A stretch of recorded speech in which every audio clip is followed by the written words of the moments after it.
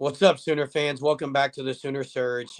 Before we get started, make sure you have subscribed to our YouTube channel and that you are participating by liking and commenting and turning on your notifications so you know when the latest videos get dropped. Uh, you got to ask many questions after the Bedlam debacle yesterday, but I think the biggest question that has to be asked is what is going on with the offense? In a decade where OU's offense has been absolutely elite, you are now teetering on an offense that is very confusing to watch, has no identity, and many questions have to be raised after watching yesterday's performance stacked on top of other games' performances. So, guys, what's wrong with OU's offense? Well, I think that there's a lot of things that's wrong. But the first thing that stands out is the choices of personnel on key downs in the game. I think that's been an issue all year long. There was and today I don't know why Javante Barnes, or actually when we're filming this, it's yesterday, but why Javante Barnes or Dalen Smothers were even on the field for the whole game. It makes no sense. Why do we never take Austin Stogner out of the game when he's not a threat in the pass game? He's good in run blocking. He's solid.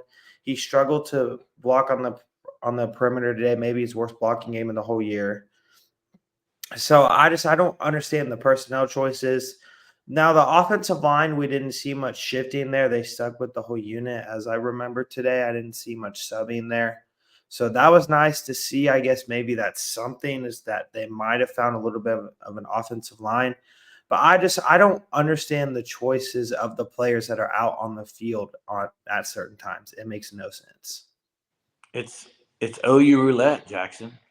They go on the sideline, they play the slots, they spin a bottle. Maybe they spin a bottle and say, "You go in." I don't get it. It's baffling to me. And listen, this goes beyond Saturdays. This goes beyond gameplay, game calling, play calling. It goes beyond that, guys. This is also a preparation problem with Jeff Levy. Okay? Because they don't start quick anymore. They're very bad in the first quarter. And since Iowa State, okay, you would think, and this is just my opinion, is usually as an offensive coordinator throughout the week, you're trying to figure out what does their defense not do good, and then you attack it. And I honestly, the last few games, I don't know if OU's watched film on the teams they're playing because they don't do that. It's very baffling. It's confusing. It's gimmicky. The offense is a gimmick offense, and I'm tired of it. It's a freaking gimmick offense of like you would do in flag football. They throw trickery out there when you're better than the team. Trickery is used in the history of sports. The annexation of Puerto Rico and Little Giants. They used that play because they couldn't beat the team they were playing. They had to pull some trickery out their butt. Okay? When you're better than a team, you don't need to do that. You line up and you go to your go-to plays. But you know what? I don't know what the go-to plays are for this team.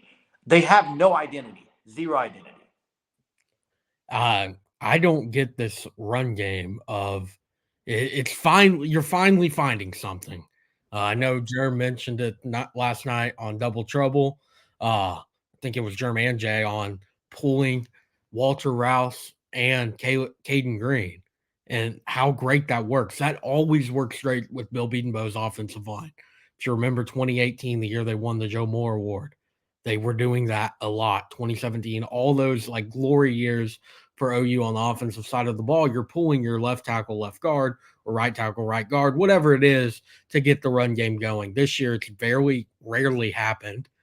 Today, against Oklahoma State, it happened twice, I think. Both times it was touchdowns. I think that was all that it's happened. And then in that run game, you have Sawchuk having a great day, 100 yards on the ground, kind of go away from it. You have Tolly Walker come in, great.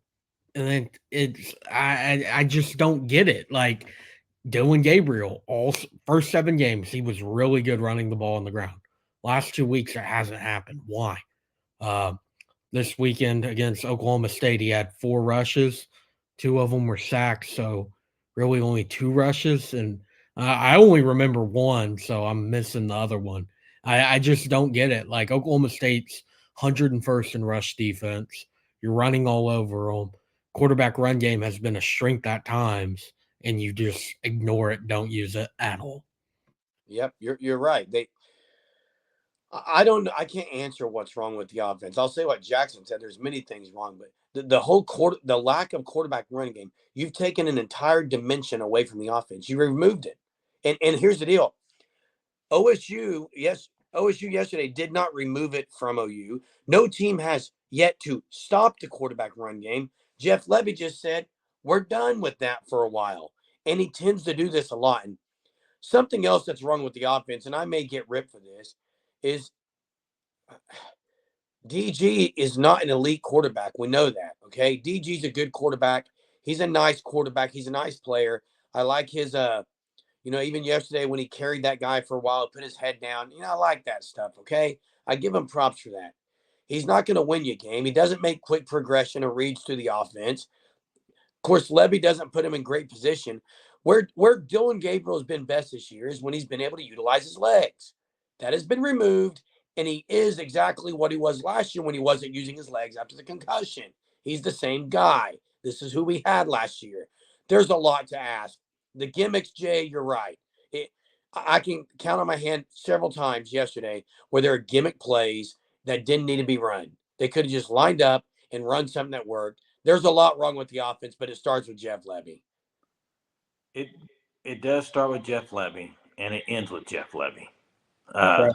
I mean, there's other things sprinkled in that is causing problems, but the cohesiveness is the word I would use. The cohesiveness of this offense and the chemistry of the offense is off big time. And Right. you can't, guys, we've all watched football for years at OU. Go back to any year and you can think of, okay, when they need that, this is the play they're going to run, or they're going to have some type of identity. They don't have it. There's no cohesiveness. You got guys coming in. You got J.J. Hester hasn't played a snap whole dang year playing today, out of the blue with Tyler Smothers and I don't know who else. in that same kind of scenario you're talking about there, Tyler Guyton lined up at wide receiver. I don't get it, like, at all. Like, I don't get how they make these personnel decisions at times. Well, and it reminds me a little bit of the Mike Leach offenses back in the day. And that's fine if you're Texas Tech, Hunter. That's fine if you're North Carolina, Virginia Tech. This is the University of Oklahoma. We got better players than Kansas. We have better players than OSU. You don't need to do that. You line up, you play football, you win the game, you get on the bus, you go home, you're undefeated, you go play for a Big 12 title. That's what should happen. Yep. And that goes back to the point of which this offense, it seems like, has lost everything since Andrew Anthony got hurt. And I don't know why that is.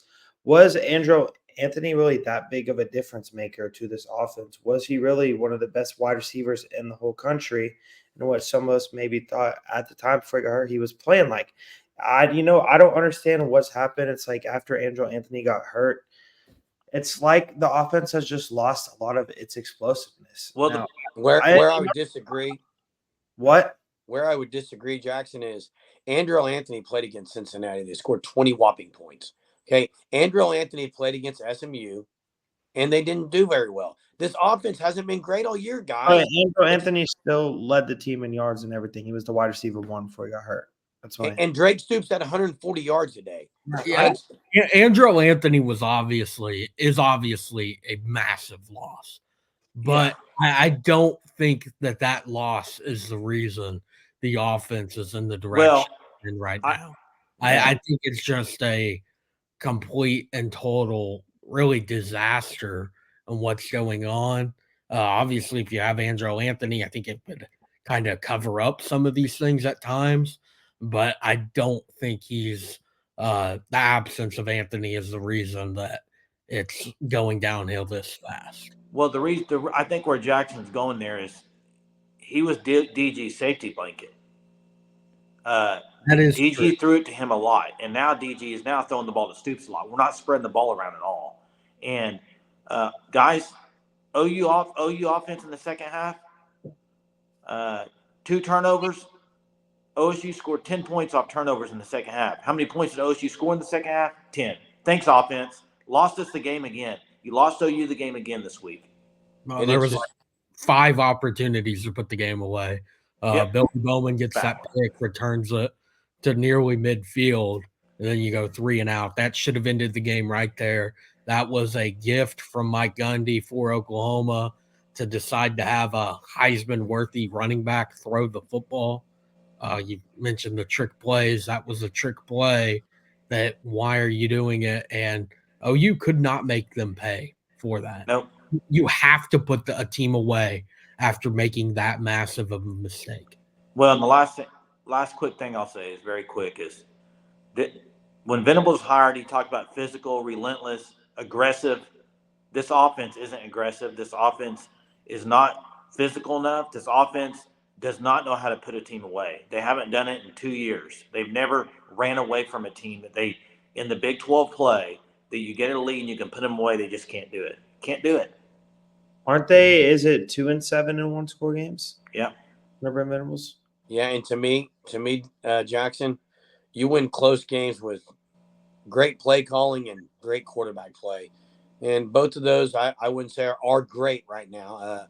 They're good. And there were some good calls yesterday, but there were some that there's too many head scratchers every week, too many head scratcher calls, too many head scratcher with decisions. It's almost like, and I'll say this before we close, guys. You mentioned roulette, Jay, OU roulette, but it's almost like there's 2 or 3 teams on offense. Yeah. There's not one. There's not a unit. It's 2 or 3 teams. And the crazy thing is, all we heard this week was we're going to continue to shift on the offensive line. They didn't sub any. What we're hearing throughout the week is not what's happening on the game day. It is so weird there. Like Savion Bird, I don't think played a single snap.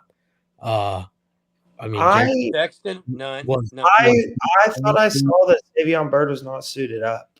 Yeah, I think I saw that too. I'm not 100% sure on Bird, but like Sexton was great last week at times. You never saw a rotation. It's just weird. Everything that's going on personnel wise makes little to no sense at all. I agree. It's baffling. And viewers, we would love to hear your comments. Answer this question for us.